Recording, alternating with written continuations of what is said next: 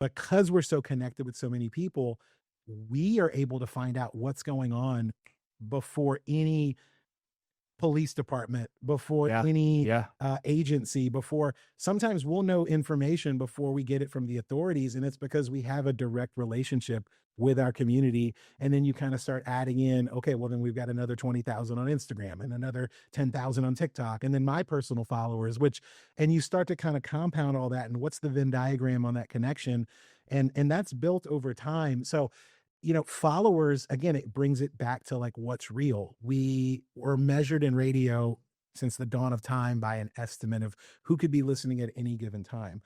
Well, now we're connected to people 24/7 in Yeah. their hands, in their homes, at their doorstep. So And again, then there is some technology too that now, since we are literally all carrying around a meter in our hand, yeah, that, really we could be in a situation where we could listen to what you're listening to. I know it sounds kind of Big Brother creepy, but 100%. but We're listening right now. how would we know?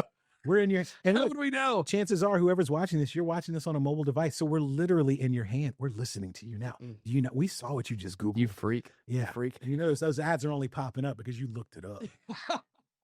So, but the part though that I just think is really fascinating is when people do hear all these things you can do, I'm sure immediately it's like, well, then why live here? Right. Because so many people are, you could be in Miami, you could be in Dallas, you could be in New York, but you've made that decision to continue investing here. So you're doing these things, but it's really important that you're here and you're really dedicated to this community.